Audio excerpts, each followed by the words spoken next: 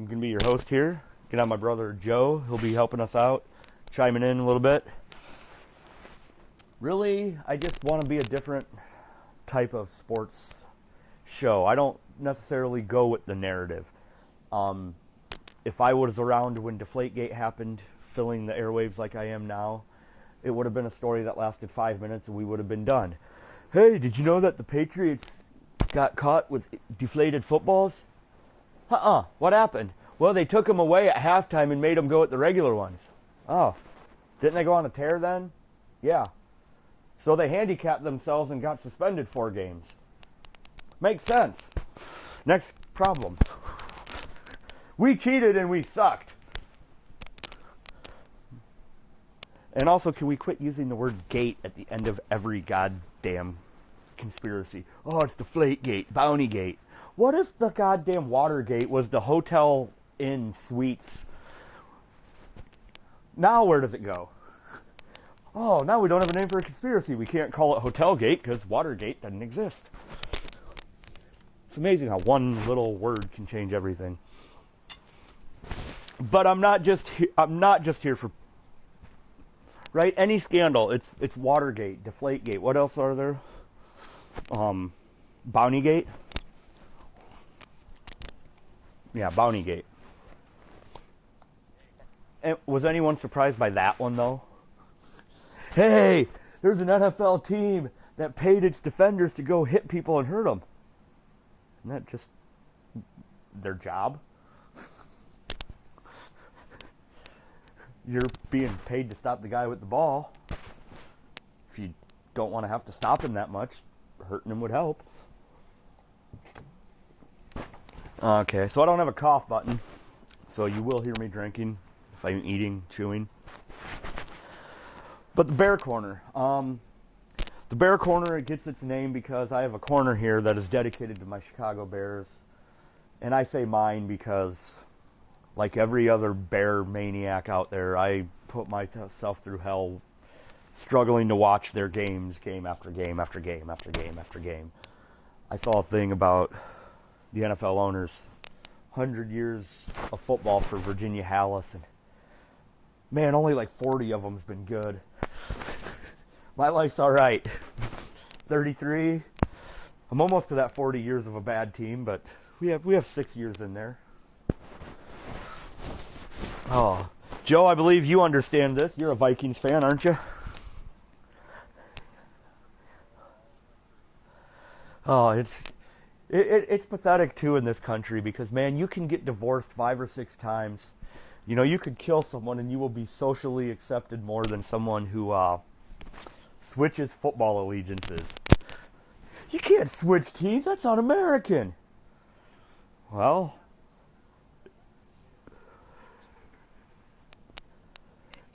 I mean, but it's not American by nature. If something sucks, we generally have nothing to do with it.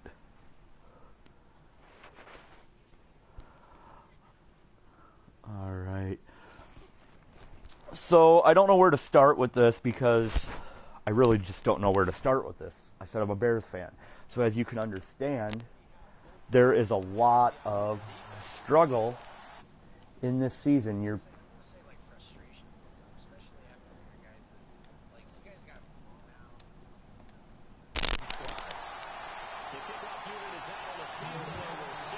Well,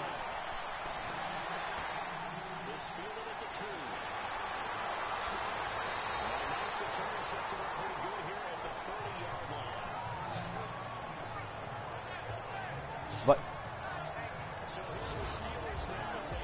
yeah, I love that the narrative after that was, oh, Kirk Cousins can't play. After that game, no one could have played that. Right? We don't have a quarterback worth of shit either for it.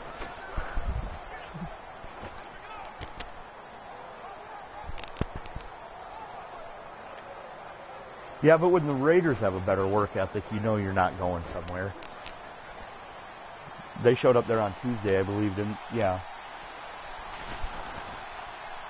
But, I mean, yeah, honestly, Jordan Howard and Alshon Jeffrey, really not much of a surprise that they did good against the Bears. I mean, Howard, of course, because the fan base in Chicago, man, we just embraced the hell out of that guy.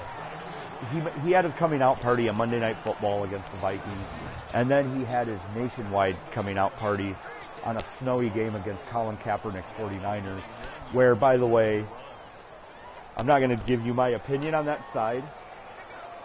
What's that? No, you're thinking of the Mitch Trubisky debut a year later. Jordan Howard's debut was on like week 5 against the Vikings on Monday night, and that was the night you said you heard Beare down so damn much that you could do without it for the rest of your life. Howard had that run where he gapped out at the end. Yeah.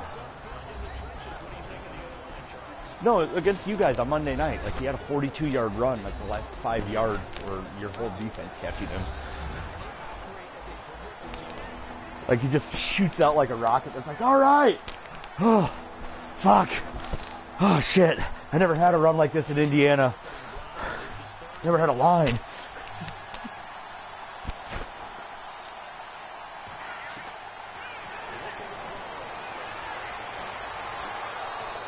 That was last week against the Chargers. And the Chargers defense, as you can see last week, or yesterday, 2 days ago, whenever, against the Chargers, is for real. Period. It's for real. I mean, they're in the same boat as the Bears where, yeah, they have the possibility of an offense that can drop 30 points. It just doesn't. The tools are there. You just don't. I don't get it. You got Melvin Gordon.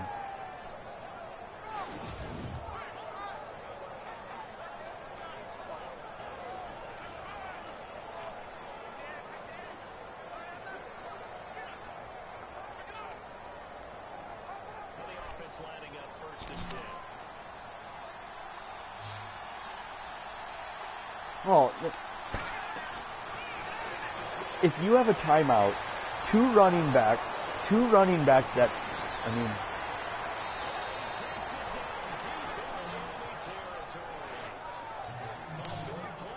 well, this exactly resembled the wild card loss. It exactly resembled it. The second we got into field goal range, the Bears fucking.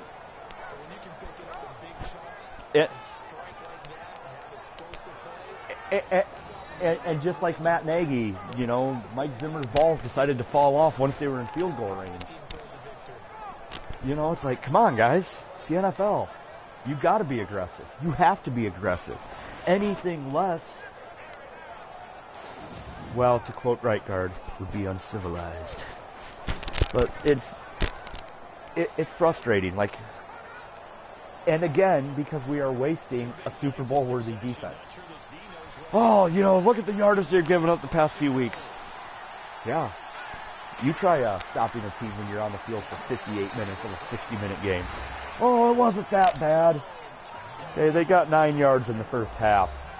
I'm thinking there was a lot of 3-and-outs and no time of possession for us.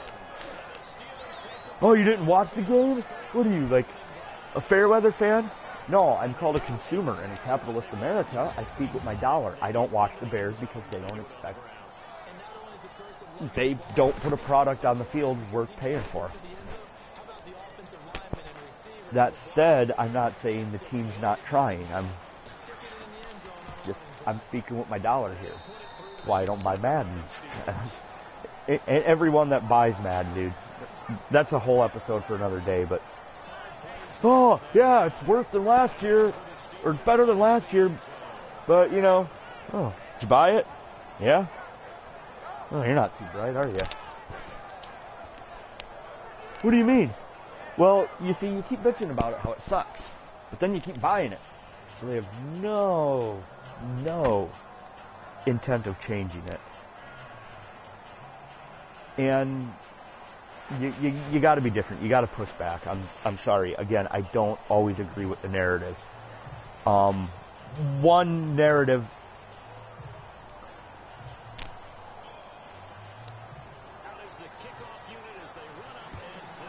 Yeah, and David Montgomery was the touchdown too. It's, you know, that guy did good in Iowa State. That tells you something. He doesn't have the line like the Baylor guys would have had. You know, like, where's Saquon Barkley out of? We'll use Leonard Fournette out of LSU. He ran behind an SEC offensive line. Yeah, of course he's going to be a stud in the NFL. Mark Ingram, Alabama. What's a better example I can think of? That Brown. Got traded to the Colts. What was his name? Perfect example. Guy looks like a stud in college for a good school. David Montgomery was a stud for a middle-of-the-road school at best.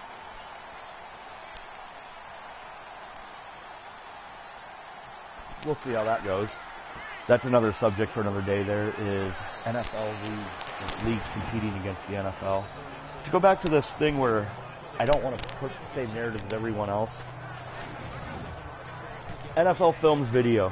Now, mind you, NFL Films, you are the reason I am a fan, period. Bar none. When I'm criticizing you, I'm not criticizing you because of quality. I'm criticizing you because of difference of opinion, ease of entertainment, lack of memory. I mean, lack of memory, especially because with the NFL Films, they're supposed to preserve the whole memory of the league. So when I keep seeing Philly Special as the boldest trick play in Super Bowl history, fuck. I mean, that's a WTF, straight up. Straight up. Boldest trick play in Super Bowl history. Yeah, in maybe the last 4 years.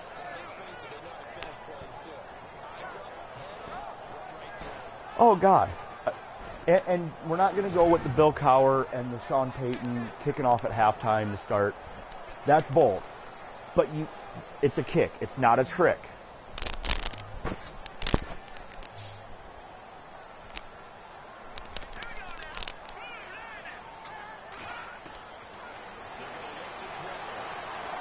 Antoine Randall, it was a pitch to the... It looked like it was going to be a double reverse, if I recall. I'm just going off memory here. And he was running to the right side, and he threw to a wide-open Hines Ward, which has got to be awesome for a guy who played quarterback in Indiana, and Antoine Randall to have a touchdown pass in the Super Bowl.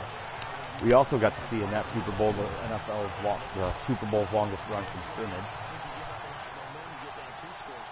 which...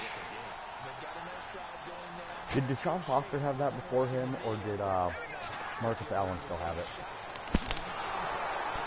Because I know Deshaun Foster had a hell of a long one in the Super Bowl because it ended with him doing that dive into the end zone. Like, that's the most famous play because it put the Patriots down by like 2 points. And then John Casey, an NFL-level kicker, couldn't nail a 55-yard target. Sorry, man.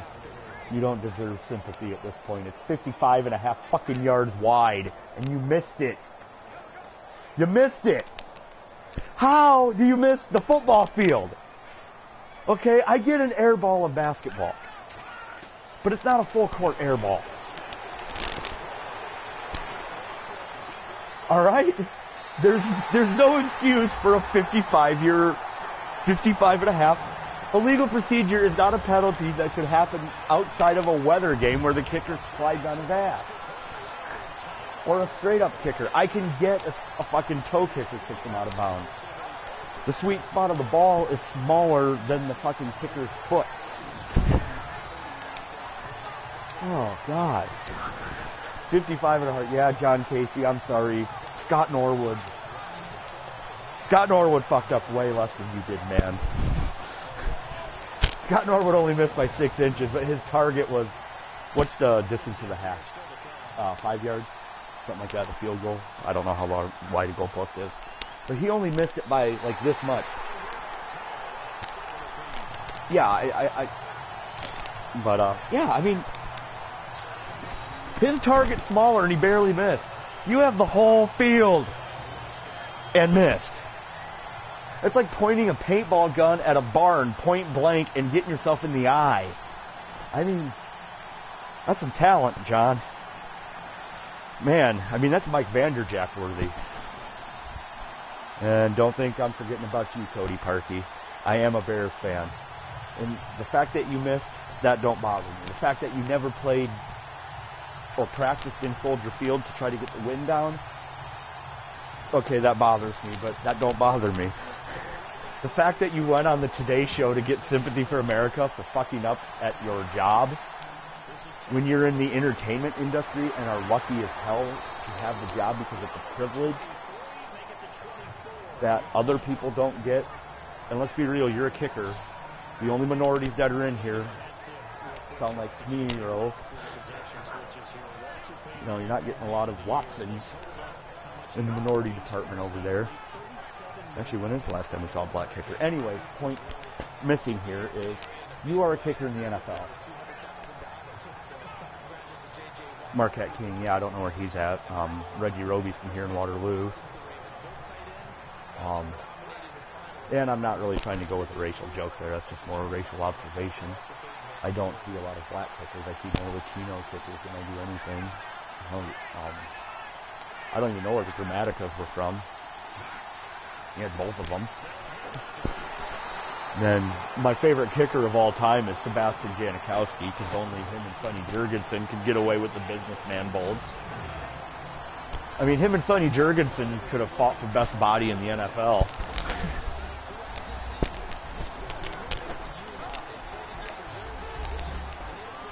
Yeah, I can get Seabass. I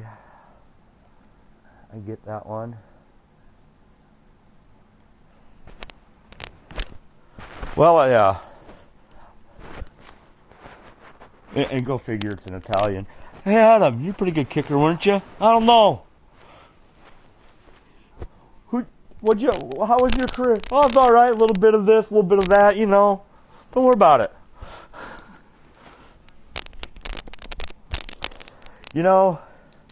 Everyone remembers the tuck from the tuck rule. I don't. I really don't.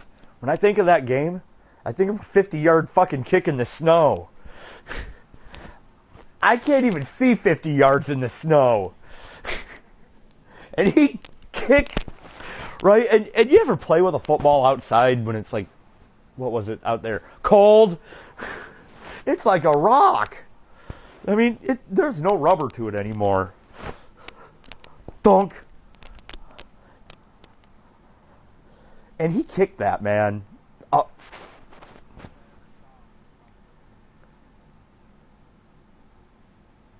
The snowball.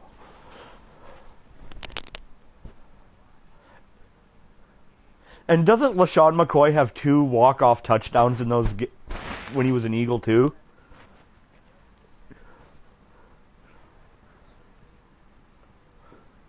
He got a walk-off in overtime too, I think, didn't he?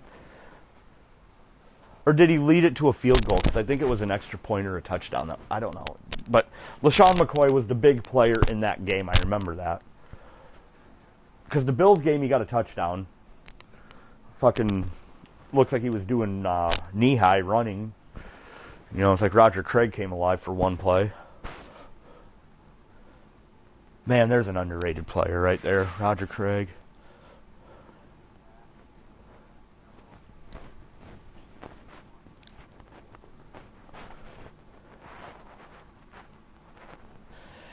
You're gonna get that. I think something that people forget with Beare is that Beare, of course, leads the NFL in most negative rushing yards as well.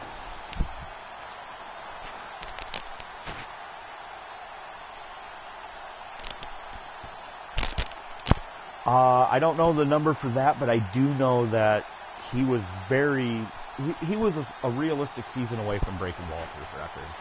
And as a Bears fan, and nothing against Emmitt Smith, I love Emmitt. Emmitt was the first real running back I watched. Well, what about Beare? I didn't get to see a lot of Detroit games as a kid, okay? I got to see 4 a year tops. They just didn't broadcast. And it'd be the 2 Bears games and the 2 Vikings games. I was supposed to 6 at the Packers.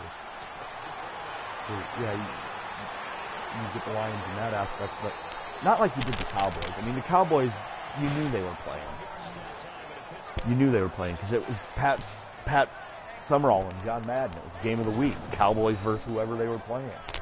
And Emmitt Smith missed like the first 2 games of the season once. And then when he came back, they went undefeated.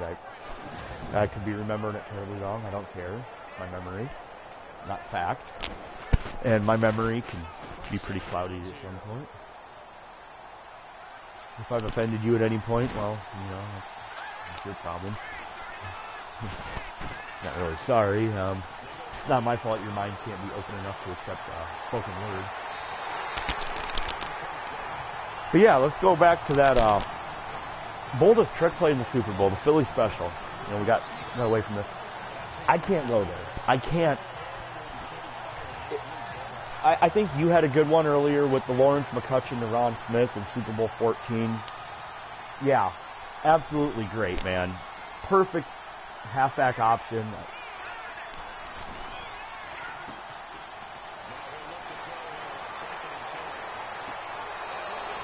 That was flea flicker.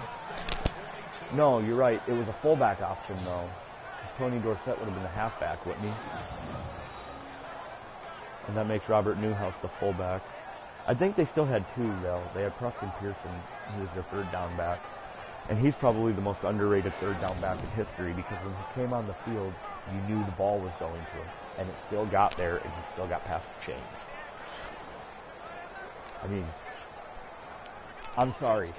That's awesome. You know, it's like when John Riggins would come out in his later years. The ball's going to him. He's fresh for a minute.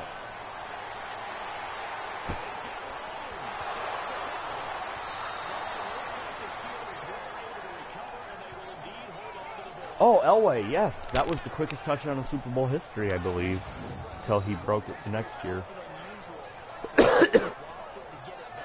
Was the flea flicker against the Giants the one that got the safety and then they got a touchdown with the Redskins?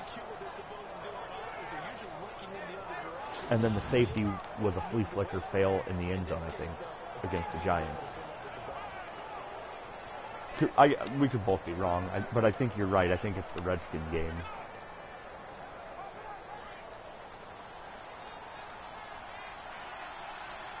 Yeah, he was also the first quarterback to catch a pass in a Super Bowl.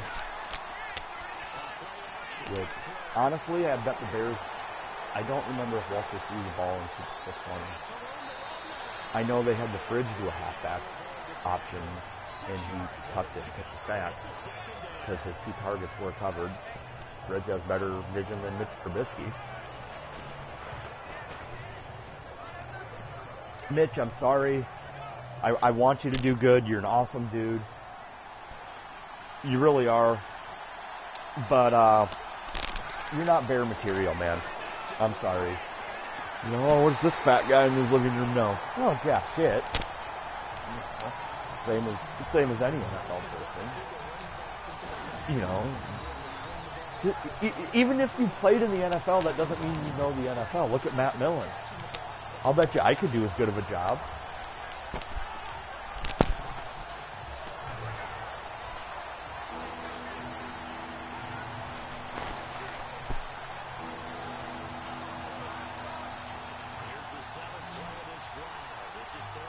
Yeah, it's...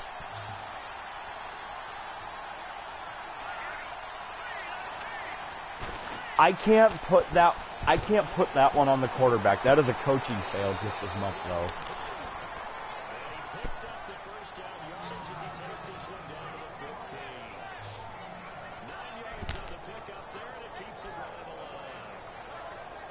Yeah, it's like when he's not thinking he's a good quarterback.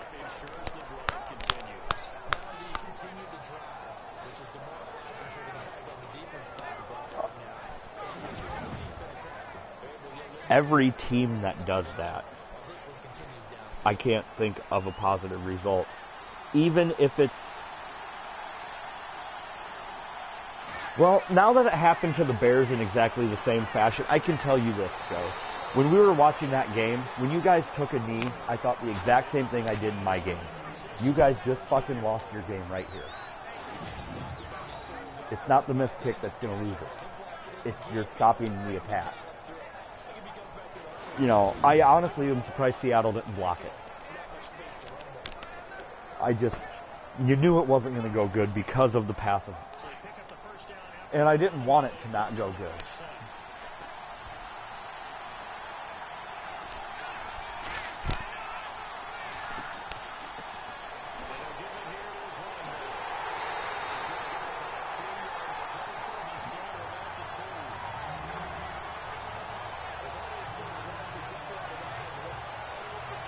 It's a bummer that it was a preseason game, but yes. No, that was the Steeler game. I'm sorry, I'm remembering a different one from a family trip.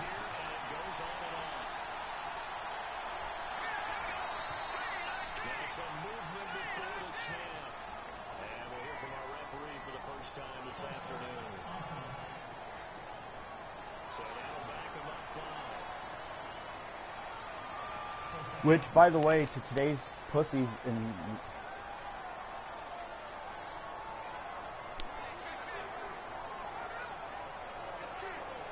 You know, my first time winning a football pool was in a game like that. I was 12 years old in a football pool that people had, okay? People. You don't need to know whether there was a 12-year-old gambling, alright? You don't need to know that. It happens, just like I'm sure it happens everywhere else.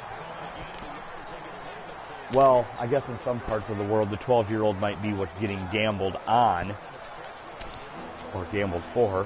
Yes, you can have my 12-year-old for your factory. This one doesn't jump out, and he's good at catching the net. Oh, that's a terrible joke. We'll get back to that. The overtime rule in today's NFL wouldn't even allow for that. And that's sad. Well, not both teams didn't get the ball. Okay, football in the NFL used to be a sport about hard disappointment.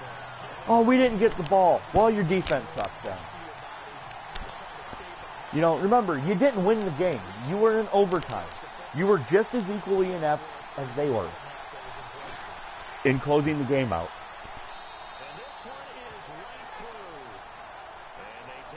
And if I recall, the 1962 AFL Championship game, the guy called the wrong direction even.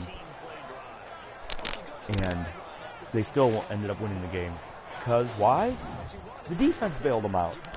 The defense will always bail a team out if it has a semi-competent offense.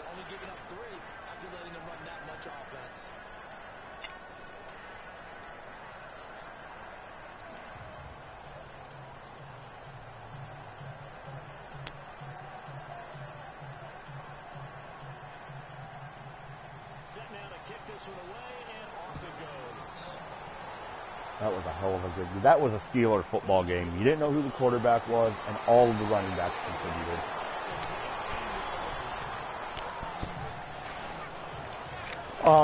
For those of you who want reference for that, I'm 33 years old. Yes, you've had Ben for your whole Steelerhood. I can remember Mike Tomczak and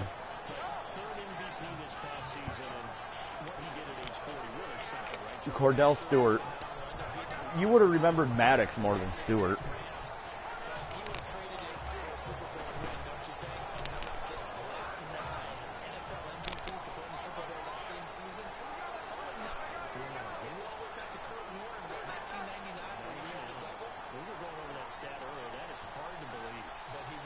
Los Angeles Extreme.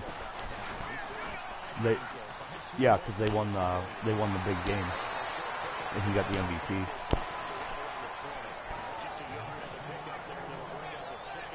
No, XFL. He was in the XFL. He was the only Los Angeles quarterback that won. He was the only championship quarterback in the league.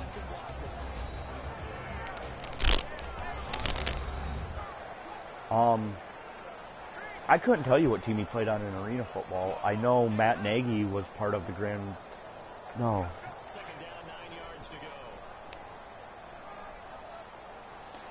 Can you find out for me where Nagy played? Because he was a runner-up in an arena bowl, if I remember. I knew the name when he got hired because, like you, I have Road to Glory, N-A-G-Y.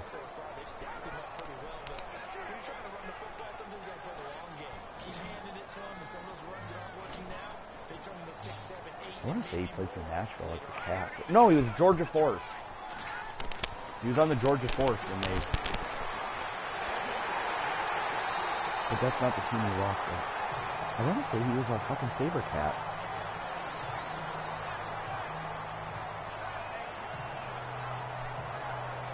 He's in the arena football, the second arena game on the PS2.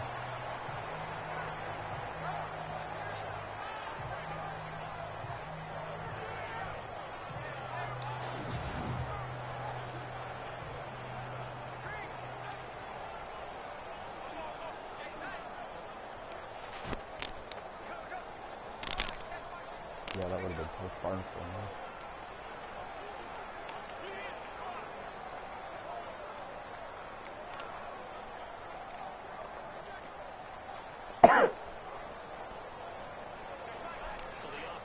That's it. Columbus Destroyers.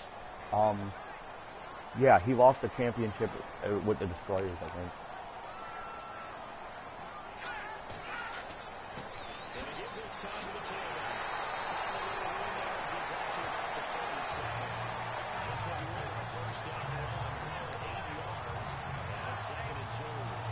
Under Andy Reid.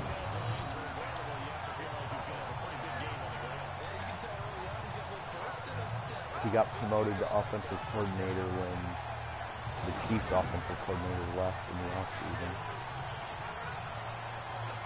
I mean, he's a good coach. I just don't think that Chicago has the quarterbacks that they need.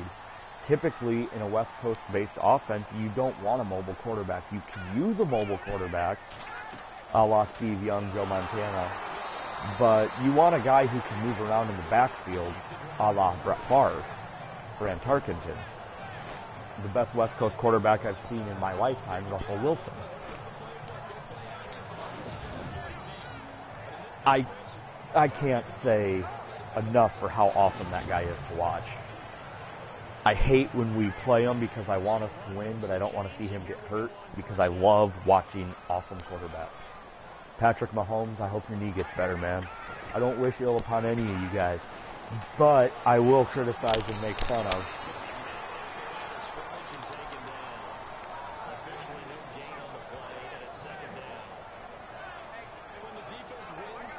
And I want to be on the narrative of Brady sucks, we all can't stand him. Yes, I get it. You guys are sick of him. I get it, man. I watched NASCAR as a kid. Jeff Gordon. I get it.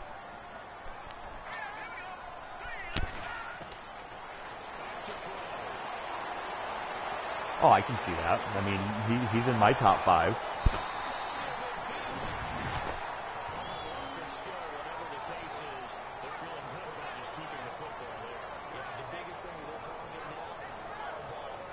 A no-look Hail Mary, man.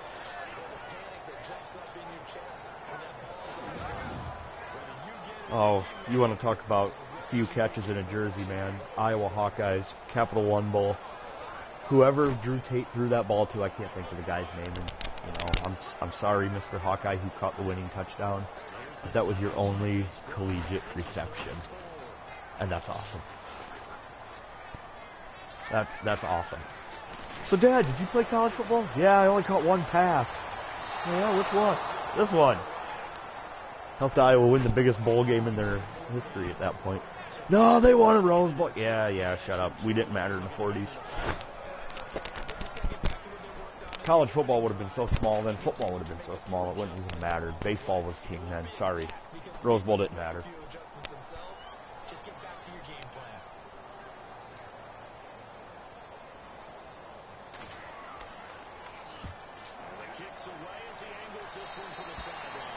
Only he would have got 2 yards more against the Seahawks.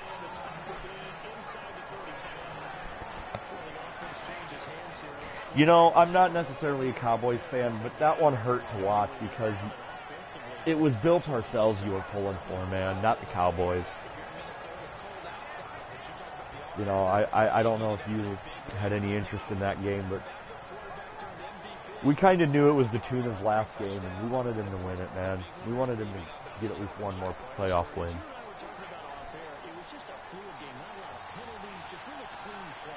it?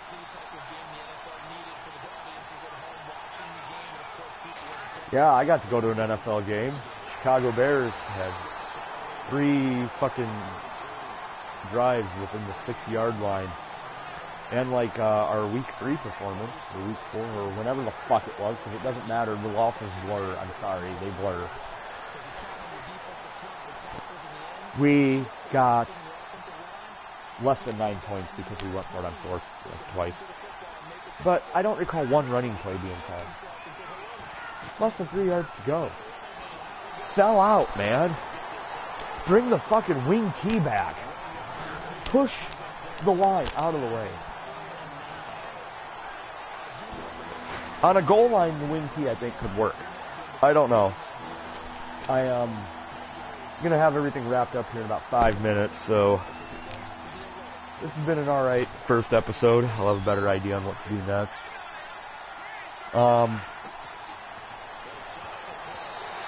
You know, something I noticed that is getting a lot of play is they keep talking about an NFL team moving to London, and I don't know, man. Do you see that?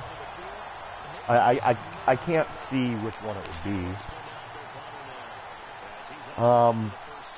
So we're going to do a little thing here for the last of them. We're going to go into our football knowledge. And rather than, again, feeding the normal narrative, we're going to go with, give me your top 3 favorite wide receivers. We'll do that for today.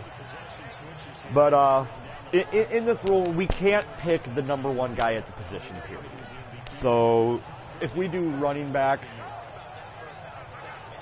exactly, personal favorites, more so personal favorites than actual who you think are the best 3 in history. Because, I'm sorry, Jerry Rice wins this, no question. No question. But that's obvious.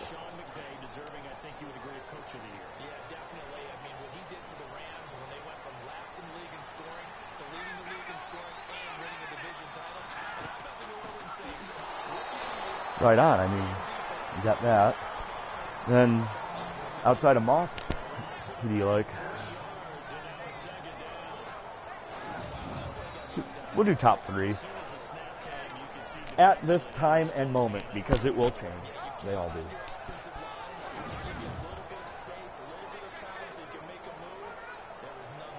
We were his final game, and it turns out it was a good one. Is your text message a ring from Sonic? That's cool. Some coin from Mario somewhere. Alright, and the trifecta.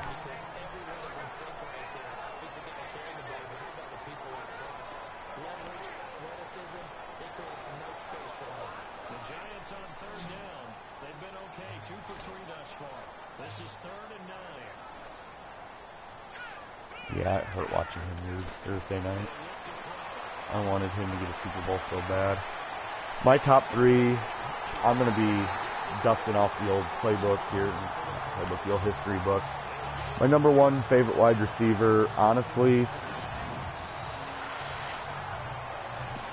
I got to go Bob Hayes. Bob Hayes, Willie Gault, / first real big deep threat, Cliff Branch. So we'll just go deep threats of the past, man. Cliff Branch. Well, Don Hudson was just a stretched out passer back in the day. So Cliff Branch, Bob Hayes, Willie Gault, Rocket Ishmael, I love including Ken Kavanaugh. I'm sure we threw a few more that day. Number 2 wide receivers.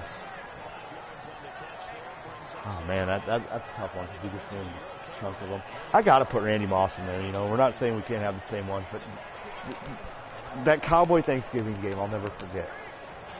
Caught 3 passes. All 3 were touchdowns. He only caught 3 passes. Yeah, but he made 21 points, man. That.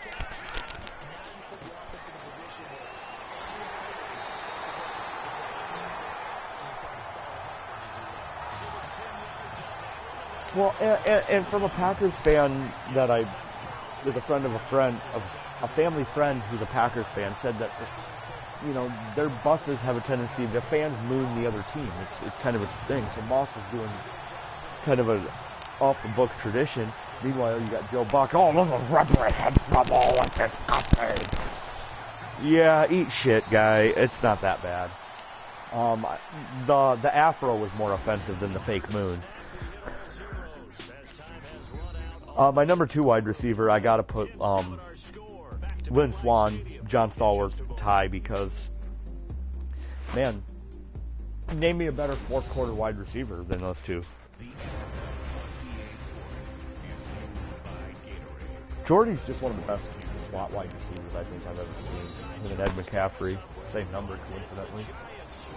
His son is a stud too. Don Beebe, I remember more for his special teams play and the pick six break up in the Super Bowl, or fumble, whatever it was. Number 3 wide receiver, though, I have to go. I can't do a third wide receiver. We'll just go with the deep threats for now. But next time we're going to do a little recap. I'm going to shoot. We're doing these every Tuesday, about 7 o'clock every night. So anyone that watches this, let us know what you think. If you do anyway. And until next time.